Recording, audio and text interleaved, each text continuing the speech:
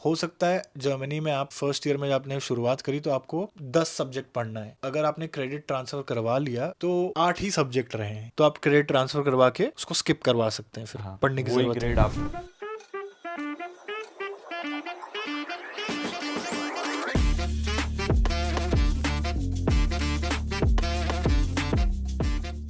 और अगर सो यार मैं इस वक्त मागदेबर्ग में बैठा हूँ एक स्टूडेंट के साथ जो बैचलर्स कर रहे हैं। बैचलर्स किस में कर रहे हो? मेरा कोर्स है sustainable resources engineering and management. अच्छा इन शॉर्ट में से स्ट्रीम कहते हैं। ये अच्छा। होक्सुले मैक्डेबर्ग का कोर्स। और अभी जर्मनी में कितने समय से हो आप? मेरे को मार्च में 2 साल हो जाएंगे। आपको बता दूं, दीपांश, इनका नाम दीपांश है। दीपांश इंडिया में फर्स्ट ईयर खत्म करके फिर जर्मनी आके अपना बैचलर्स कर रहे हैं। इसका मतलब ये है कि आपने स्टूडेंट को लीग स्किप कर दिया। Skip। और आपने जर्मन सीख के आए थे या नहीं, मेरा कोर्स इंग्लिश में इंग्लिश है। टॉट प्रोग्राम में? बट अभी आपको दिक्कत आ रही है? वो थोड़ी आती है पर ऐसी कोई बड़ी दिक्कत नहीं इतनी आती। बड़ी बात। पर मेरे कोर्स में मतलब जर्मन सब्जेक्ट भी है तो यहाँ पे आके सीखना भी पड़ता है। तो वो मैंडेटरी सब्जेक्ट है? हाँ, मैंडेटरी कंपलसरी। तो मतलब कुछ भी करके बाय द टाइम आप ग्रेजुएट हो गए? C1 तक सीखना पड़ेगा मेरे को। वाह। 25 क्रेडिट्स हैं। अरे भाई, ओके, ये अच्छी चीज है यार, ये तो बहुत अच्छी हाँ, चीज ये है। कोर्स में मतलब अच्छा है। चलो ठीक है, थोड़ा अपने बारे में इंट्रोडक्शन दो, आपका बैकग्राउंड बताओ। 10th कहाँ से किया, कितने आए थे, 12वीं कहाँ किया, फर्स्ट ईयर कहाँ कर रहे थे इंडिया में बैचलर्स में, वो बताओ। 10th हुआ था, मैं केंद्रीय विद्यालय में पढ़ा हूँ, वो ग्वालियर से हुआ है। 12th मेरा हुआ था MP बोर्ड से। मैं मतलब पहले स्टार्टिंग में थोड़ा स्पोर्ट्स करता था, इसलिए मेरे को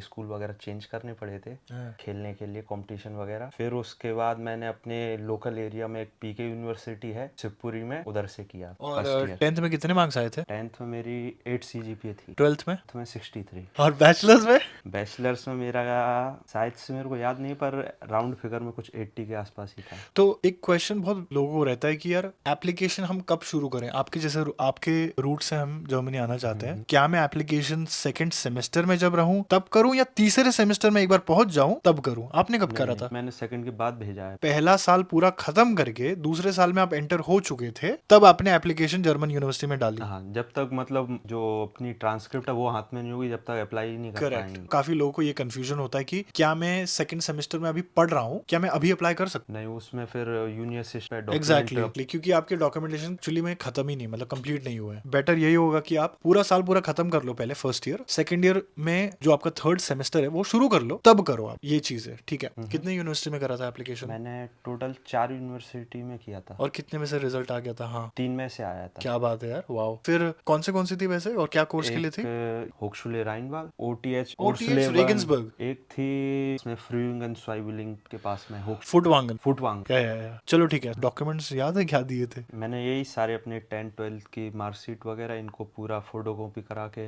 लेटर है। ऑफ रिकमेंडेशन प्रोफेसर से ले लिया ठीक है। था, और SOP वगैरह लिखे थे सारे, ये सबको पूरा टेस्ट करवा के ठीक है। पोस्ट कर दिया। अच्छा चलो ठीक है, आप 2 साल हो गए, अब कैसा लग रहा है? मतलब एज अ बैचलर्स के स्टूडेंट आपको, जो दूसरे अभी हो सकता है लोग 10वीं 12वीं में पढ़ रहे हो, हमें देख रहे हैं, उनको क्या कहना चाहते हो आप? बस आराम से तैयारी करें, थोड़ी बहुत जर्मन स्टार्टिंग में सीख लें तो अच्छा रहेगा, और फिर बाद में आराम से अप्लाई कर लें। आप किसी बैचलर्स के बंदे को जो स्टूडेंट को लिख करके पढ़ रहा है बैचलर्स, ऐसे यहाँ पे बच्चे से मिले हो? हाँ, आए हैं। और उनका एक्सपीरियंस जब तुम उनसे बात करते हो तो कैसा रहा? क्योंकि आप तो इंडिया से डायरेक्ट आए थे। हाँ, तो उनके में मतलब यही है, ऑफनामा जो एग्जाम देते हैं शायद, हाँ, वो ऑफनामा काफी खतरनाक रहता है, उसको क्लियर करने में थोड़ी वो रहती है। राइट।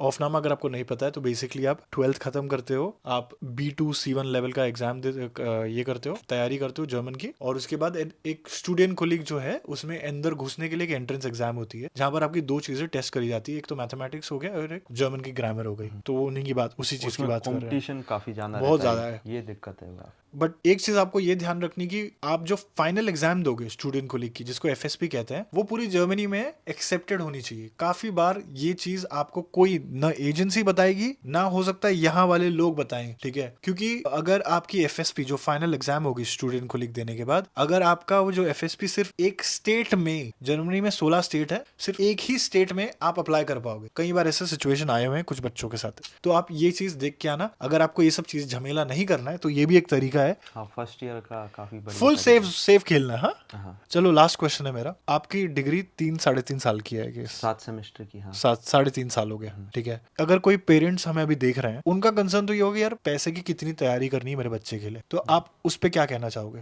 फाइनेंशियल प्लानिंग कितनी होनी चाहिए? फाइनेंशियल प्लानिंग तो स्टार्टिंग में जो ब्लॉक्ड अकाउंट है वही बच्चे को पूरी 1 साल के लिए रेडी करके भेज देता है। चलो ठीक ऐसी है, कुछ 10 अलग साढ़े तैयारी 10 नहीं। लाख हो गए, साढ़े दस लाख लगते हैं ब्लॉक अकाउंट के लिए। उसके अलावा और उसके अलावा प्रोसेस वगैरह में थोड़ा बहुत, और फ्लाइट का टिकट तो 1-2 लाख इंडिया और में और 1 लाख पकड़ लो, 11 लाख, 11.5 लाख हो गए, 12 लाख 12 राउंड लाख से पकड़ लो। हाँ, बस। और यहाँ आने के बाद आप अपना फाइनेंस कैसे मैनेज कर रहे हो अभी? यहाँ पे मतलब पार्ट टाइम जॉब भी आराम से कर सकते हैं। पढ़ाई मैनेज हो जा रही है, दोनों साथ में हो जा रहा है? हाँ, क्योंकि क्लासेस इधर ज़्यादा नहीं रहती, एक दिन में एक सब्जेक्ट की क्लासेस रहती है, मैक्सिमम 2 क्लासेस रहेंगी। अभी डिपेंड करता है ना कौन सी यूनिवर्सिटी में कौन जा रहा है, आपकी इनके केस में ये बात है। पर सैटरडे संडे अधिकतर फ्री ही रहता है। तो अभी आप एक अंदाजा दो मुझे कि अगर आप पार्ट टाइम जॉब करते भी हो, आफ्टर टैक्स कितना बैंक में आ जाता है? जैसे अभी मिनिमम 12.4 है इधर मैकडबर्ग में, तो उसके बाद आफ्टर टैक्स 800 से 900 के बीच में आ जाता है, अगर आप पूरे 80 आवर्स काम कर रहे हो। मतलब 20 घंटा पर वीक का हिसाब से? थोड़े बहुत कम कर रहे हो थोड़ा कम ठीक है, आएगा। बट उतने में काम चल जाता है? हाँ, मैकडोर जैसी सिटी में तो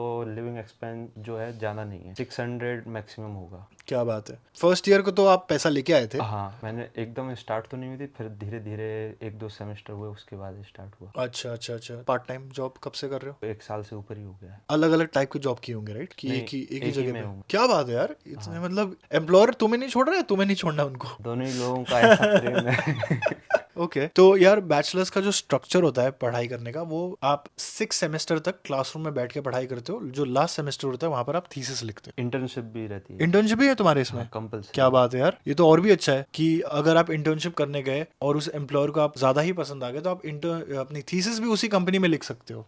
ये बहुत अच्छी चीज है यार, फिर तो मतलब मार्केट में आपको एक्सपीरियंस करने का मौका मिल रहा है, और हो सकता है उसी इंटर्नशिप के थ्रू आपको फुल टाइम का एम्प्लॉयमेंट डोर खुल जाए। अगर आपने अच्छा काम किया और उन लोगों को भी पसंद आया तो। राइट। एक और चीज मैं बता दूं, जैसे कि इनके केस में इन्होंने फर्स्ट ईयर इंडिया में किया था। अपने इंडिया में जैसा रूल है डिप्लोमा वाला बंदा डायरेक्ट सेकंड ईयर में कूदता है, वैसा ये रूल नहीं है यहाँ पर। इन्होंने भले फर्स्ट ईयर करके आए हैं इंडिया में, यहाँ आने के बाद भी वो फर्स्ट ईयर से ही शुरू करते हैं। पर आप अपने सब्जेक्ट वगैरह रिकॉग्नाइज करवा सकते हो, कुछ क्रेडिट ट्रांसफर करवा सकते हो। सिंपल भाषा में ये कह रहे हैं कि मान लो आपने, इनके केस में इन्होंने कंप्यूटर साइंस पढ़ाई किया था, और यहाँ पर ये आके अभी जो भी बैचलर्स कर रहे हैं, सिमिलर कोर्स था, अगर course curriculum exact ditto same था, तो यहाँ के प्रोफेसर आपको लीनियंसी देके वो सब्जेक्ट गायब कर सकते हैं आपके, और आपको बेसिकली आपको क्रेडिट दे देंगे। ठीक है, आपका टोटल 240 क्रेडिट का कोर्स है, 210 का कोर्स है, तो हो सकता है 30 या 20 क्रेडिट मैक्सिमम ऐसा रहता है कि 2-3 क्रेडिट का होता है ना, से ज्यादा आप रिकॉग्नाइज नहीं करा सकते। अच्छा, वो यूनिवर्सिटी पे भी डिपेंड रहता है क्या उनके रूल्स हैं। Okay okay okay. तो अगर आप ये वाला मेथड लेके आ रहे हो, तो हो सकता है जर्मनी में आप फर्स्ट ईयर में जब आपने शुरुआत करी, तो आपको मान लो